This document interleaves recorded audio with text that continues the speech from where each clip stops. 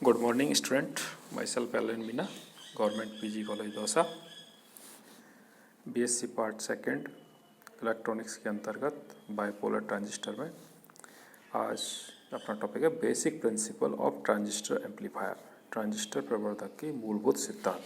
और उनमें जो अपना टॉपिक रहेगा सिंपल कॉमन बेस एम्पलीफायर। तो सबसे पहले ट्रांजिस्टर के जो अवलाक्षणिक वक्र और नियतांक उनको हम स्पष्ट कर चुके हैं पहले भी। ट्रांजिस्टर के निविष्ट परिपथ में एक अत्यंत अल्प प्रत्यावर्ती विभव या ऐसी विभव भी उसमें प्रवाहित होने वाली धारा के मान परिवर्तित कर देता है। इसके फलस्वरूप लोड प्रतिरोध में प्रवाहित होने वाली धारा का मान निविष्ट प्रतिरोध की तुलना में बहुत अधिक हो जाता है। इस कारण वोल्टता प्रवर्धन और शक्ति प्रवर्धन दोनों ही ट्रांजिस्टर से प्राप्त किए जा सकते हैं। ट्रांजिस्टर ऐसे परिपथ जिनमें निवेशी परिपथ में दिष्ट वोल्टता के साथ एक संकेत वोल्टता तथा निर्गत परिपथ पर लोड वह युक्ति लगी है जिस पर हमें प्रवर्धित वोल्टता प्राप्त करनी है, जिसे हम साधारणतः लोड कहते हैं। डायनामिक एसी वेरिंग सिग्नल परिपथ कहलाते हैं। ट्रांजिस्टर का ऐसे परिपथ से व्यवहार उसका गतिक और एसी व्यवहार कहलाता है। गतिक परिपथ में राशियों के मान स्थैतिक परिपथ से भिन्न होते जाते हैं। अब हम कॉमन बेस एम्पलीफायर के बारे में चर्चा करेंगे। सबसे पहले इसमें पीएनपी ट्रांजिस्टर के लिए एक कॉमन बेस प्रवर्धक को दर्शाया गया है डायग्राम में। इस परिपथ में लोड प्रतिरोध और बायस के मानों को भी व्यक्त किया गया है। ये डायग्राम दिखाया हुआ है। आउटपुट में RL लोड 1000 है और VCC 10 वोल्ट है और VBE 0.2 वोल्ट ली गई है और PNP ट्रांजिस्टर लिया है कॉमन एमीटर वाला बेस और एमीटर हमने इस पर इनपुट में दिया है और उधर आउटपुट में लिया है कॉमन कलेक्टर और एमीटर।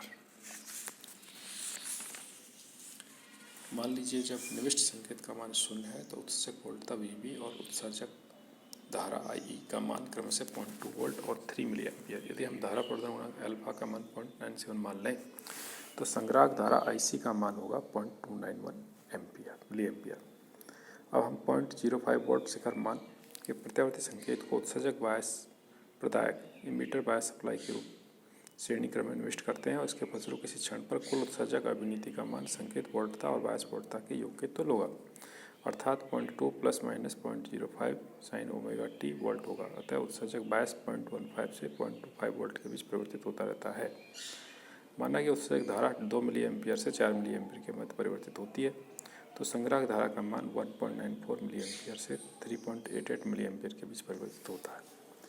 क्योंकि लोड प्रतिरोध संग्राहक परिपथ से संबंधित है, इस कारण इसका अधिकतम धारा 3.88 मिली एम्पियर और न्यूनतम धारा 1.94 मिली एम्पियर प्रवाहित होगी, जिससे इसके सिरों के बीच तत्कालिक न्यूनतम और अधिकतम विभवपात जो होगा IC minimum into RL equal to 1.94 10⁻³ into 1 into 10⁻³ यानी कि 1.94 वोल्ट और IC max into RL equal to 3.88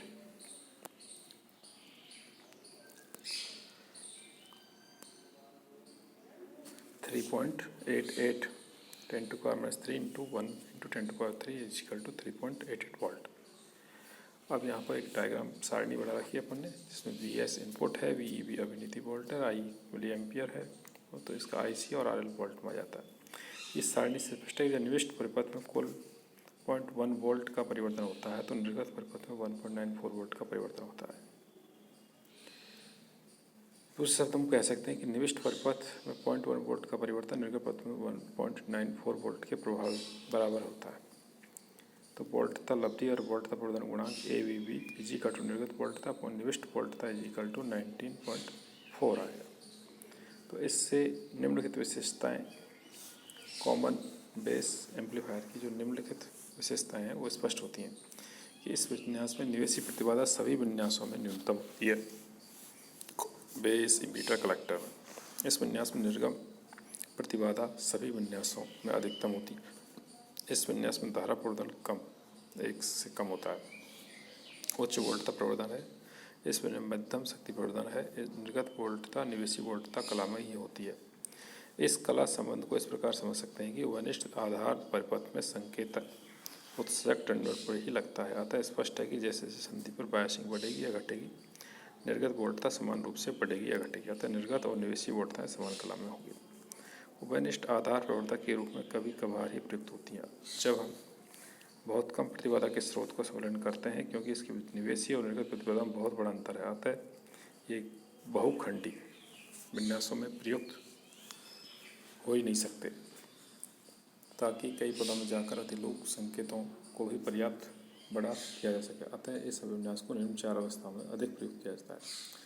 बहुत कम प्रतिबाधा के स्रोत के सुमेलन के लिए और अप्रतिलोमी प्रवर्धन के लिए, जहाँ पर बहुत अधिक लब्धि का महत्व नहीं हो, निवेशी निर्गत संकेतों की समान कला अधिक आवश्यक हो। स्थिर धारा स्रोत की तरह, जैसा कि ऊपर की समझाया गया है। संधारित्र को स्थिर धारा से आवेशित कर पूर्णतः का समय आधार परिपथ बनाएं। Thank you.